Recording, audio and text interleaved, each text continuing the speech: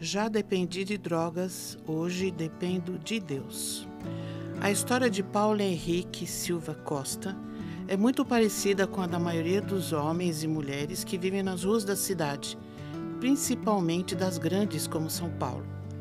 Nasceu num lar pobre da periferia, numa família numerosa e desestruturada, foi submetido à violência doméstica, o que favoreceu o contato com as drogas, primeiramente as lícitas e depois as ilícitas. O que muda nessa história, o que impediu que Paulo Henrique se tornasse vítima permanente dos vícios e até tivesse um fim trágico, foi a intervenção da graça divina, o amor imensurável e irrestrito de Deus.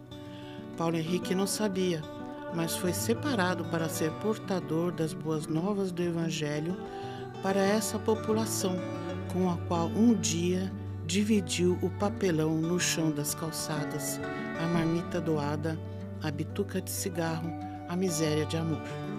Nesta entrevista ao jornal O Estandarte, o reverendo Paulo Henrique conta em depoimento carregado de emoção como abandonou uma vida sem futuro para um futuro cheio de vida.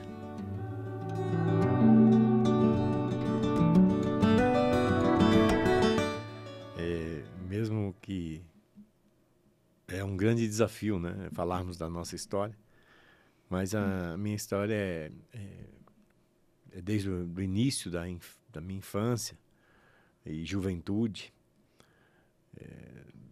sempre com a droga permeando, né, todos os espaços.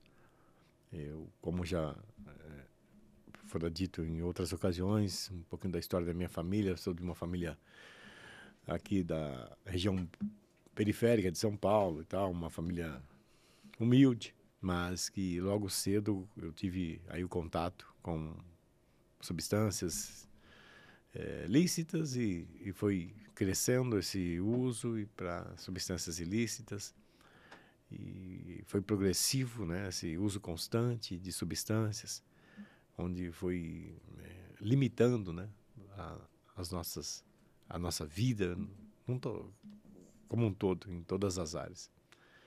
Foi muito difícil, e é sempre difícil relembrar isso. Mas é necessário para que possa ter aí a esperança, né, de que tem jeito, sim. Para mim, tem para todo aquele que hoje passa por essa situação, e famílias também que estejam destruídas pelo uso e abuso de álcool e outras drogas. E, pela misericórdia de Deus, hoje a nossa realidade é outra, bem diferente.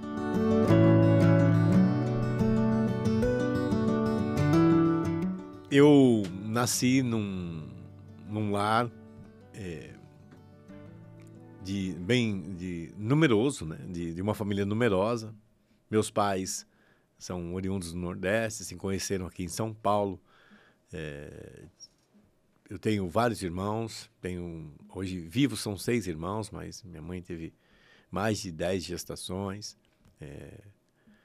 e isso dentro de um contexto, né, do que nós vivíamos na época de pobreza, né, de dificuldades, numa região periférica aqui em São Paulo. Isso facilitou a minha entrada, né, nesse mundo das drogas. Logo com 10 anos de idade eu comecei a experimentar tabaco, bebida, e minha mãe já tinha um problema com álcool, né, na minha infância e início de juventude. Minha mãe teve esse problema. Meu pai não teve, mas existiam outras situações. Meu pai trabalhava muito, o tempo todo trabalhando, e não tinha tempo para cuidar, de ficar próximo dos filhos, assim. Nós não tínhamos uma relação, né, assim, que seja saudável. Meu pai era um homem ríspido, violento, né, em alguns momentos. Então isso tudo criou um ambiente de muita dificuldade. Facilitou, né, assim, não quero com essa resposta justificar isso, a minha inserção no mundo das drogas, mas facilitou dentro daquele contexto a minha e foi progressivo, né? Logo depois, com 12 anos, já iniciei em drogas ilícitas, maconha, e isso foi aumentando o uso conforme eu ia crescendo. Então, logo no início, né, da experimentação, a partir da experimentação de tabaco e álcool, surge então a necessidade desse uso constante, né? Quase que diário. Então, para isso, eu tinha que comprar para consumir.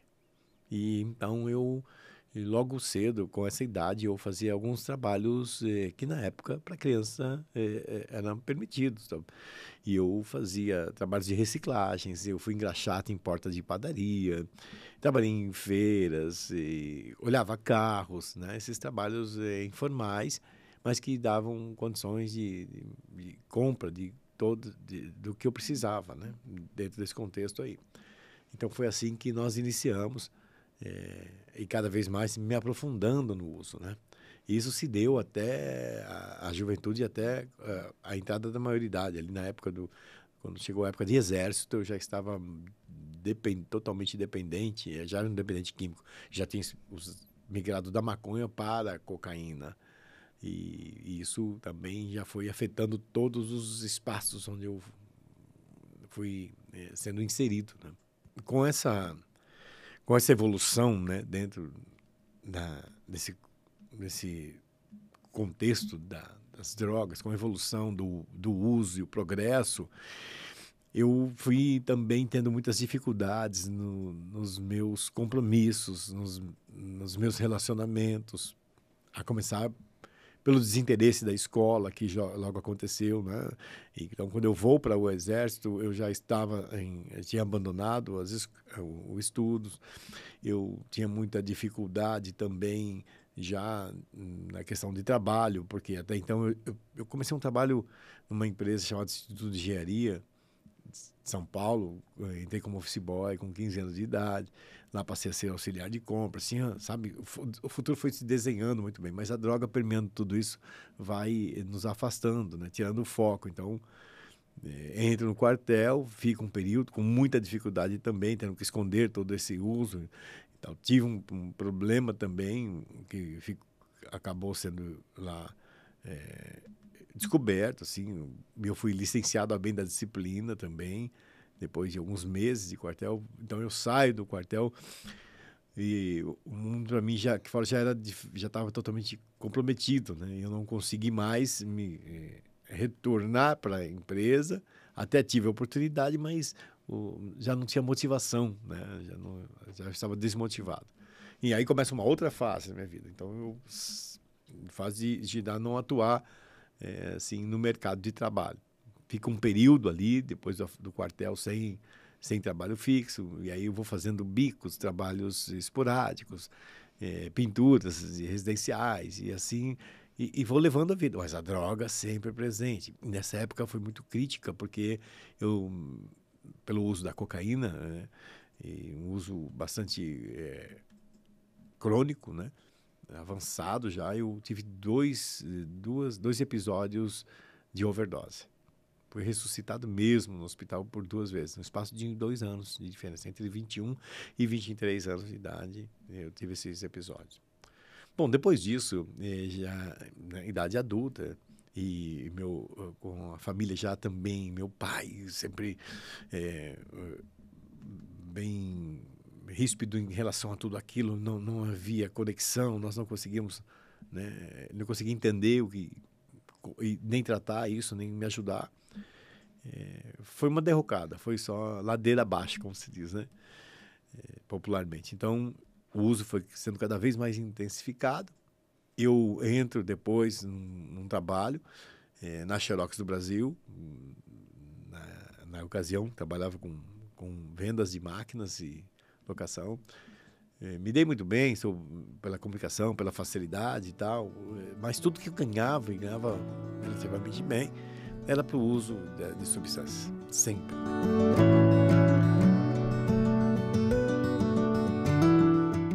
Há uma parte, um momento importante nessa história, né, uma história muito triste, carregada de de sentimentos de muita tristeza, né? Mas há uma parte importante que deve ser ressaltada, que foi o meu encontro com a Márcia. A Márcia é minha esposa, minha atual esposa, aliás, minha primeira namorada e esposa até os dias atuais, mãe do nosso filho Pedro. Eu a conheci com 16 anos de idade. Nesse tempo, eu estava trabalhando no Instituto de Engenharia e na condução, no ônibus que nós pegávamos, ela também trabalhava no centro da cidade, então nós pegávamos o mesmo ônibus todos os dias pela manhã. Então, começamos com uma troca de olhares e tal, de jovens, e houve uma oportunidade de conversarmos e iniciamos ali um namoro entre 16 e 17 anos. E uma pessoa simples, humilde, mas muito amorosa, né? E uma pessoa muito especial. A Márcia, então, começa nessa caminhada comigo, na juventude, e aí todo mundo sabe, já fazemos sonhos, né? E sonhamos muito com dias vindouros. Mas a Márcia, então, sempre sendo enganada, né, por mim, no sentido de não saber a verdade. Eu conseguia enganar o tempo todo esse uso, né? Na época eu já fazia uso. Quando a conheci de maconha, houve até um episódio muito até engraçado desse processo. Na ocasião, a Márcia, ela não tinha noção do que era droga, enfim, e eu já fazendo uso de maconha, chegava na casa dela às vezes para nos encontrarmos à noite, eu ia no portão, quando ela me recepcionava, a gente dava um beijo, um selinho e tal, ali ela já sentia um gosto diferente. Ela falava para mim: você comeu milho verde? Você com gosto de milho na boca? E eu sempre mentindo, dizendo que era isso, era o gosto da maconha, alguma coisa assim. Bom, isso também me chamou a atenção na época, que eu tinha que disfarçar isso, né? Então sempre uma bala, um chiclete, alguma coisa assim. Mas foi nessa época que me foi apresentada a cocaína, né? Entre os 17 e 18 anos. E a cocaína não deixava essa evidência, né? O uso da cocaína não deixava essa evidência de uso, nem tinha cheiro e nem gosto. Então isso fez com que eu migrasse muito rapidamente para a cocaína. E fui sempre enganando, né? Bom, pode perguntar, mas ela não percebia você alterado em alguns momentos? Sim, mas na época, pela cultura que nós temos até os dias atuais, eu fazia uso de muita bebida também. E a bebida, dentro, né, do contexto da nossa sociedade, é permitida. Então, eu justificava sempre algum embaraço, algum excesso com o uso de bebida. E sempre ia ludibriando, enganando. E foi assim, até nos casarmos. Nós namoramos dos 17 até os 27, nos casamos com 28. Nesse período, né, eu fui enganando. Quando eu me casei com a Márcia, eu já não estava mais na Xerox, estava trabalhando numa empresa chamada Enciclopédia Britânica. Já tinha ali um período na Enciclopédia Britânica, vendia enciclopédias. Isso possibilitava que eu viajasse, conhecesse muitos lugares, e a gente eu utilizava essa liberdade, né, para fazer cada vez mais uso e abuso da substância. Na época muito forte, a cocaína e álcool, tudo misturado.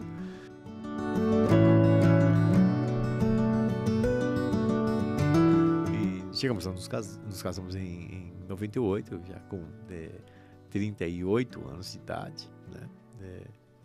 Perdão, com 28 anos eu me casei, 38 foi quando eu fui pai. Então, você percebe que nesses 10 anos, houve 10 anos de casamento que nós ficamos... E a Márcia, infelizmente, soube da realidade das drogas na lua de mel. Porque na lua de mel, eu me casei com ela, levei junto para a lua de mel 5 gramas de cocaína. E aí houve um descontrole no uso e tal, e ela ali percebeu e viu, né, evidenciou que eu não era só o álcool.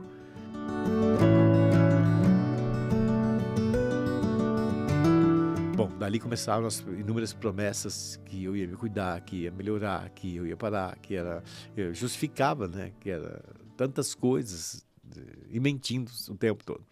Foram longos 10 anos, assim, até um tempo que o nosso filho nasceu. Aliás, ser pai era o meu sonho, mas a Márcia sempre é reticente, porque viu os descontroles e fala: como é que você pode ser? O pai do meu filho vai ser descontrolado desse jeito? Não pode. Então, ela ficou ali 10 anos sufocada. E nos casamos, mudei para longe da família, relativamente, então a família não tinha esse acesso, a percepção, né, do que estava acontecendo. Sabia que eu dava muito trabalho, mas a droga sempre oculta nessa história toda. Bom, os problemas já começaram a acontecer, isso passou aí, após o bug lá do milênio, a virada do ano 2000, com a chegada da internet, né, advento da tecnologia, tudo isso mudou muito o cenário de onde eu trabalhava, da empresa, que trabalhava com obras de referência, pesquisa. Então, eu não conseguia acompanhar isso, eu estava fora do contexto de estudo, escola, tecnologia, tudo isso eu não acompanhava, porque eu já estava dominado pela droga em todo o tempo, né? Eu vivia para me drogar e drogava para viver, praticamente, em tudo isso. E essa questão foi se estendendo até nós não conseguimos mais esse controle, e a Márcia, então, decide voltar para a casa dos pais. Nós saímos do apartamento, ela ficava muito sozinha, viajando muito tempo. Ela volta para a casa dos pais. Na época, minha cunhada, que morava lá com os meus pais, numa casa, fica viúva, o marido dela é morto, e minha cunhada muda e deixa uma casa lá, onde a minha Márcia volta. E eu, nessa época, fazia muitas promessas eu não queria perdê-la. Eu amava, dentro das minhas possibilidades. Mas eu estava já pedindo socorro, mas não procurava ajuda, né?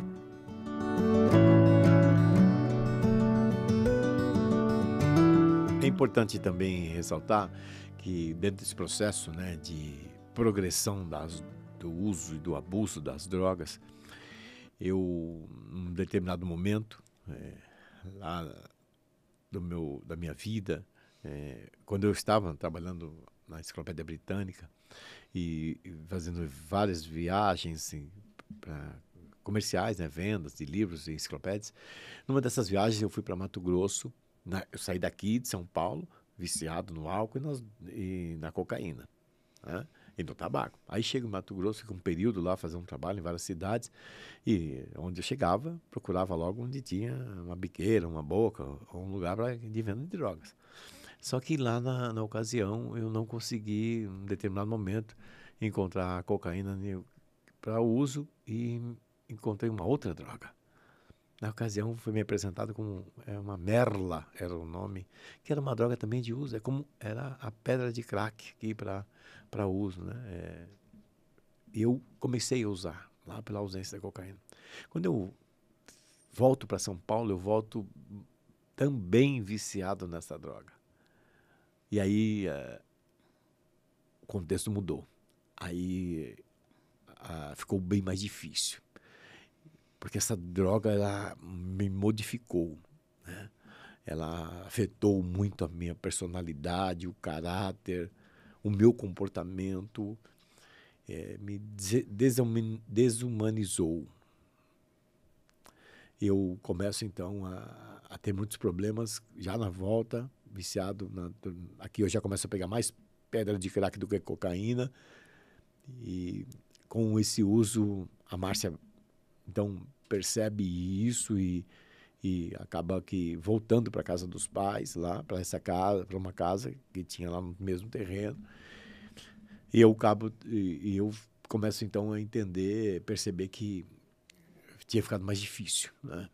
Mas nunca procurando ajuda, sabe? Eu tinha até essa consciência de que as coisas estavam perdendo controle, mas eu não procurava ajuda. E a minha família também não tinha condição de me ajudar. E esse ciclo foi ficando muito perigoso.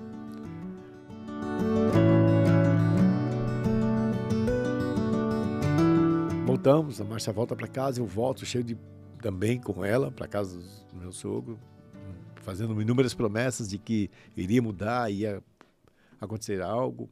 E foi numa dessas promessas, esse tempo né, que eu dei, assim, que a Márcia acaba engravidando em 2008 do nosso filho, Pedro. E é um outro tempo, chegamos a cogitar a possibilidade de que agora ia dar certo, agora eu ia procurar ajuda, porque o Pedro ia nascer, né? E então nós criamos essa expectativa de que por conta do meu filho eu pudesse, de fato, mudar de vida. Foi um ledo engano, não aconteceu, porque existem vários estágios, né, várias situações na questão da dependência química, e usa-se tanto no momento de tristeza e depressão profunda, como também no momento de extrema alegria e contentamento. Então, tudo é justificativa para se usar. Então, se meu filho nasceu, eu estava contente, feliz, mas dependente daquela substância. E o uso foi contínuo.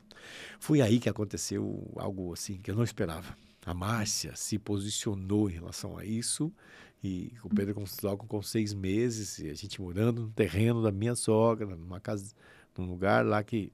Aí as pessoas, minha sogra já começava, e o meu sogro viam toda a situação, como eu estava, o comportamento, o que a droga já estava fazendo, né?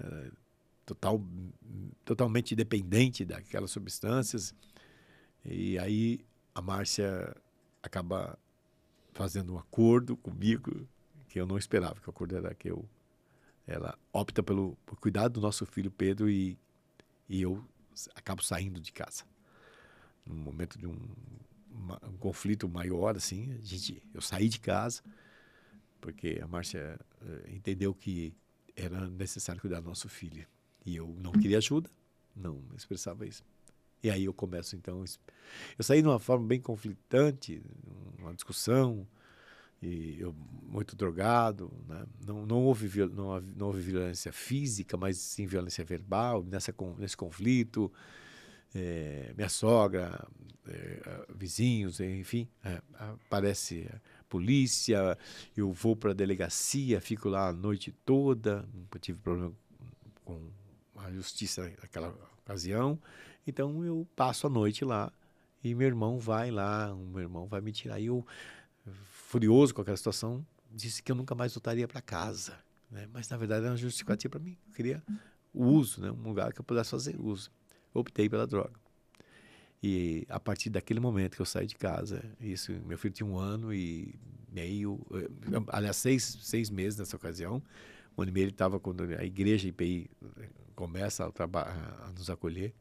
Então, com 6 meses eu saio de casa. E aí começa um período mais difícil. Viciado, totalmente viciado, todas as drogas, e a droga de preferência agora o crack. Eu vou experimentar por um período, a casa de alguns parentes, meu irmão, por um período, logo começa a ter problemas lá, situações adversas, ninguém aguenta, meu pai não queria ir em casa, minha mãe não dá, e eu vou então para as ruas, morar nas ruas, nas calçadas, experimentar desse flagelo. Há um episódio também que foi muito importante, e aqui nós já vamos caminhar para um momento da virada dessa história, que é quando nesse profundo abismo que eu me encontro, situação de rua, vulnerabilidade, ali nos arredores mesmo da casa que eu morava, casa dos meus pais, eu vivi essa situação de extrema dificuldade e ruas, né, e calçadas, né. A minha cunhada, eu tenho uma das minhas cunhadas, num momento ela encontra um folheto, ela se apropria de um folheto que foi encontrado numa padaria na região que nós morávamos, colocado por um trabalho da igreja presbiteriana independente de Freguesia do Ó. Então esse folheto contava a história de alguém que fez uso de substâncias, e era um alerta. E também mensurava nesse folheto que existia um lugar para tratamento, uma comunidade terapêutica, uma chácara de recuperação da IPI da freguesia. Essa cunhada me traz esse folheto, leva para minha esposa. Nós estávamos separados em Cópia, eu nas ruas, a Márcia cuidando do nosso filho, trabalhando. Minha cunhada leva o folheto, entrega para ela e fala: olha, tem um lugar, né, que faz um tratamento, assim, vamos oferecer para o Paulo. Minha esposa era tão difícil a situação, minha esposa falou para mim: vai você entregar para ele. E eu não quero nem chegar perto. Tamanha era a dor, né, naquele momento. A minha cunhada faz isso, ela sabia onde eu ficava, por ali, pelas ruas. Eu estava, na época, dormindo na calçada, num carro velho de um amigo que tinha uma pizzaria, deixava eu dormir num carro velho, dentro de um terreno baldio. Minha cunhada, então, me convida, me entrega esse folheto, e ela usou de uma estratégia. Ela falou: vai almoçar na minha casa, no sábado, E aí a Márcia vai, falou, o Pedrinho vai, meu filho, né, pequeno, para mim poder vê-lo e tal. E era o tempo que eu podia ver meu filho. A Márcia tinha todo cuidado. A Márcia não permitia que eu chegasse perto do meu filho se eu tivesse alcoolizado, drogado. Eu tinha medo, receio. E eram muito poucos momentos que eu estava só, quase nunca. Mas nesse dia, nesse sábado, eu fui. Almocei, fiquei, vi meu filho, ficamos lá e a minha cunhada abre o computador e me mostra as imagens desse local, que era uma comunidade. Na época, a IPI não tinha a chácara própria, hoje tem, mas trabalhava com locações, com chácaras locadas. E eu não tinha muitas opções. Aquele momento eu aceitei aí para conhecer. Fui na IPI da freguesia, participei da triagem e logo fui enviado para a chácara, que era, na época, lá em Arujá. Aí começa algo acontecendo, né, diferente. Porque com a minha ida para a comunidade, perdão, e também a minha esposa teve que ir acompanhar, porque o trabalho de despertar da família na freguesia atende aos dependentes e os familiares que chegam aos dependentes. E a minha esposa foi como familiar, e ela começa então, foi acolhida pela igreja e começa então a frequentar as reuniões todas as sextas-feiras. Enquanto eu estava sendo tratado na chácara, na comunidade terapêutica, a Márcia começa a ser tratada na freguesia pela comunidade de fé. E nessa ocasião o Pedro tinha 1 ano e 5 meses, 7 meses. O Pedro então começa a ser também cuidado, ajudar pelas irmãs, pela diaconia da igreja. Começa aí a história. Isso foi entre 2009 e 2010. Minha primeira intervenção na chácara e a Márcia. O que acontece? Eu saio da chácara, saio do período depois de 6 meses, só que eu não procuro mudança de hábitos. Eu tinha dificuldade. Até então, o meu evangelho me foi apresentado na chácara. Eu nunca tinha ouvido falar desse Jesus. Né? Eu sou de uma família católica, uma parte praticante, eu não, saí em igreja, em casamento e batizado na época, em algumas situações. Então eu não tinha ouvido falar desse Jesus maravilhoso, libertador. E eu, na verdade, fui abençoado naquele período da chácara, mas o abençoador eu não queria, porque tinha muita dificuldade, a questão da indisciplina e tudo mais. Mas a Márcia foi atraída por Jesus lá nesse tempo da freguesia do Ó. E ela então se rende a esse Jesus e é convertida a Jesus em 2012. E o nosso filho é apresentado. Deus começa a trabalhar no coração da Márcia, já preparando aí um tempo futuro.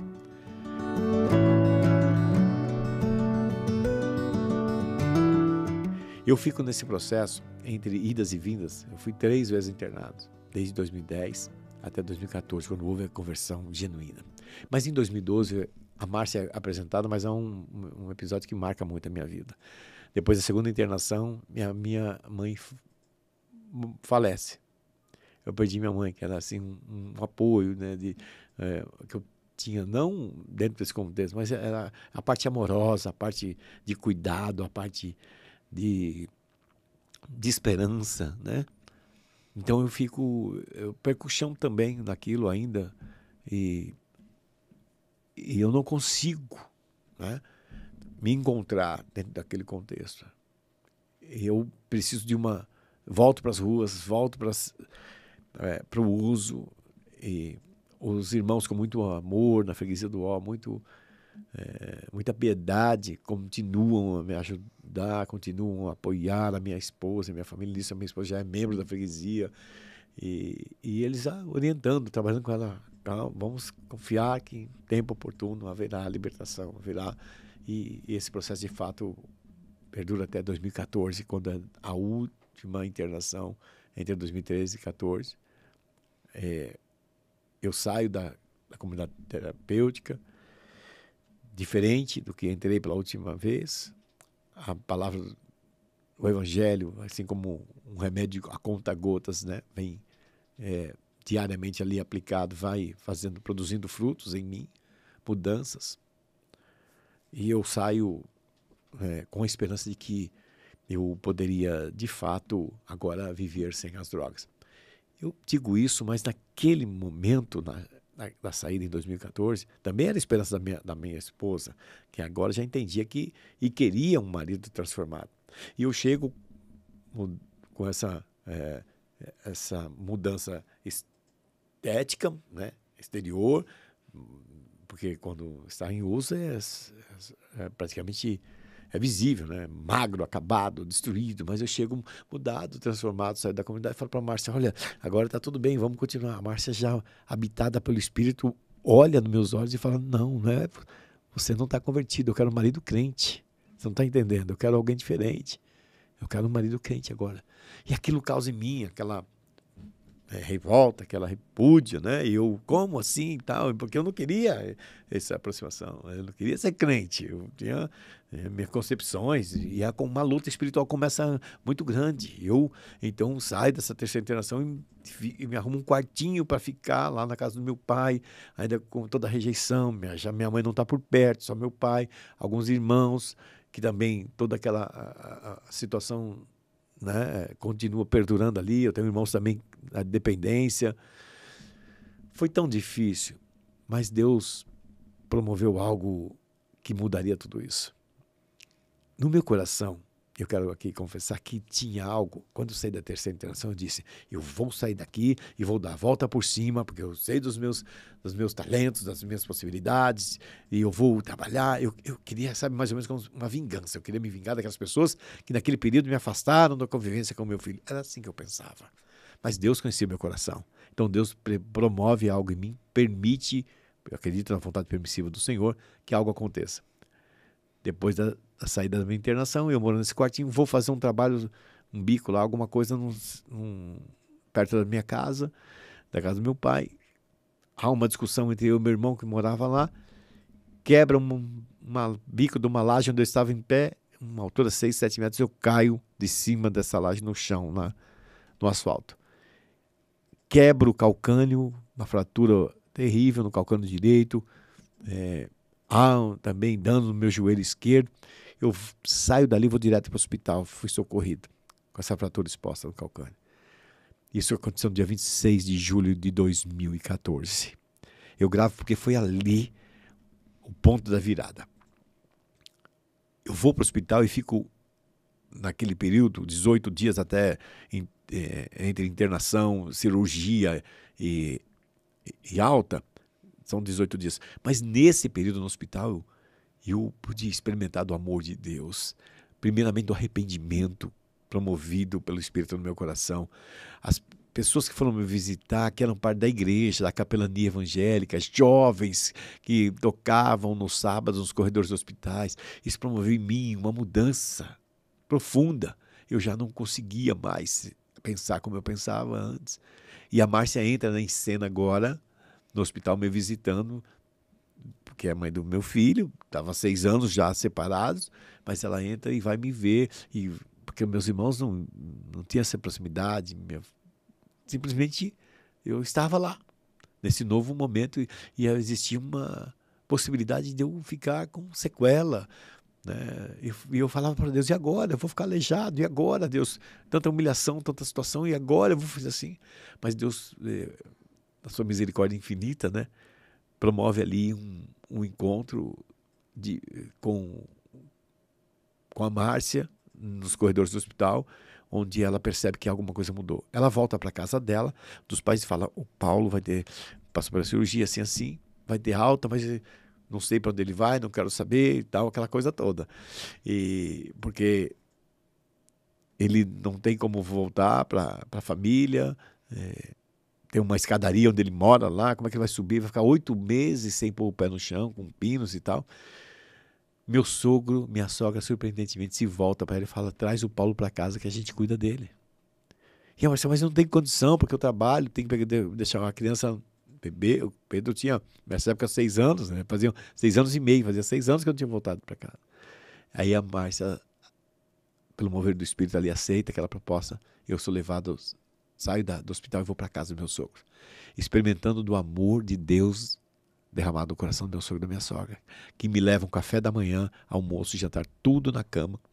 A casa que nós morávamos no mesmo terreno, mas uma casa um pouco acima. Tem uns degraus para subir, eu não podia andar. Então minha sogra faz esse trajeto diário com meu sogro, levando o alimento, sabe? Sabe como criado ali, cuidado por Deus, como Elias foi, né? Na beira do ribeiro. E assim eu fui sendo amado. Esse amor transformou minha vida. E eu fui experimentando o acolhimento da minha família, da igreja que foi se aproximando. E eu fui sendo envolvido nesse amor. Bom, de agosto de 2024, eu já, desde um processo de recuperação, começo a frequentar a IPI e freguesia semanalmente, os trabalhos regulares, o despertar da família, classe catecúmenos, vou me envolvendo em dezembro, sou batizado. De 2020, em dezembro de 2014, fui batizado.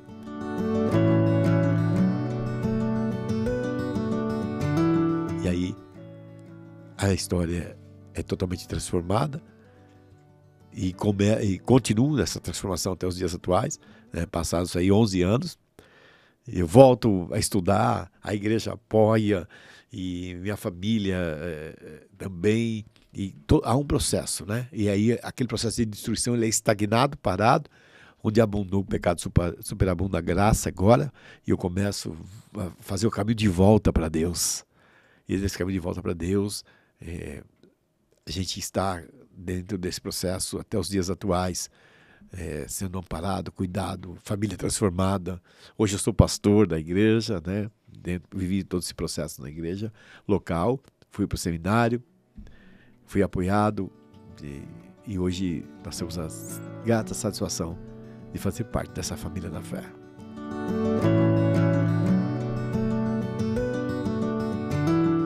Já viramos a página, né? Então já houve aí uma ação extraordinária de Deus, da regeneração, e a partir dessa regeneração promovida por Deus, através da pessoa do Senhor Jesus Cristo e pela ação extraordinária do Espírito Santo na minha vida, eu tenho me dedicado então a servir a Deus com alegria nesse ministério chamado Despertar da Família, que é esse que eu visto a camisa e que tem sido aí a manutenção desse tratamento.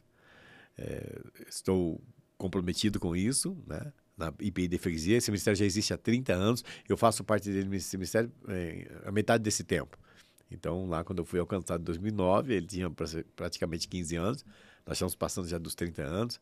15 anos de história no Despertar, trabalhando, comprometido com os meus amados irmãos, que tem várias pessoas comprometidas da IPI de freguesia. Hoje nós temos a comunidade terapêutica, a chácara de recuperação da própria IPI, que atende a muitas famílias que procuram a IPI de freguesia. Aliás, é importante ressaltar que o Despertar hoje não é só na freguesia. O Despertar hoje está sendo ampliado, né? Estendido a outras igrejas do nosso arraial presbiteriano. Nós temos aqui em São Paulo, no Presbitério de Freguesia, mais 5 igrejas que têm triagens, também como a nossa, IPI. Tem em Osasco, Jardim Veloso, Califórnia, IPI Mirim, Congregação Vilhório.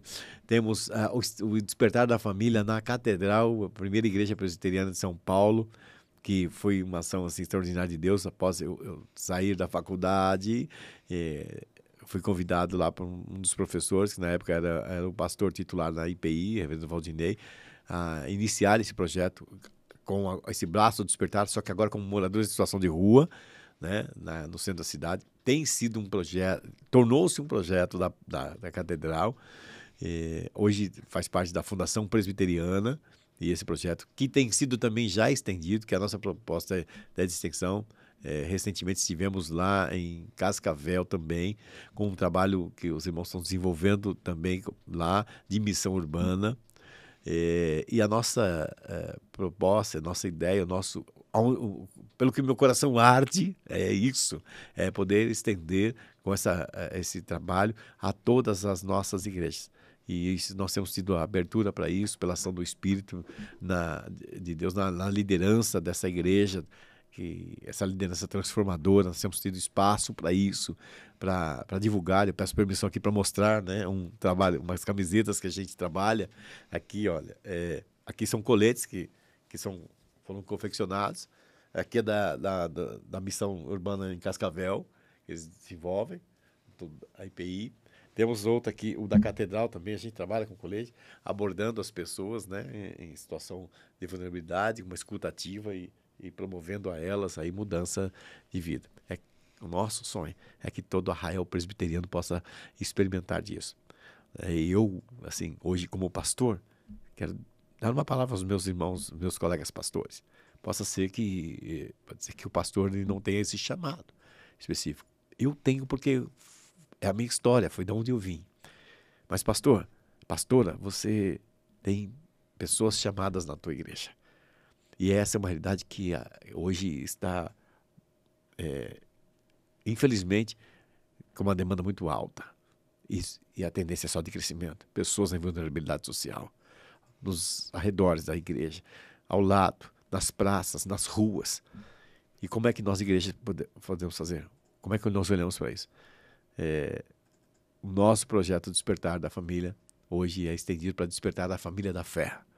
As igrejas locais, para que possamos juntos trabalharmos. Hoje eu faço parte, quero finalizar minha fala dizendo que, pela misericórdia do Senhor, a igreja hoje nacional ela tem um olhar que já vem sendo construído, mas é claro, tivemos essa oportunidade nesta gestão de ter um núcleo de apoio e atenção às pessoas em situação de rua.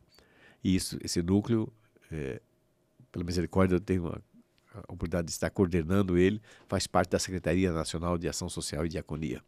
Então, procure-nos através dos endereços oficiais da nossa igreja, que nós podemos também contar um pouco da nossa história e possivelmente ajudá-los a implantar um projeto com essa preocupação na sua comunidade.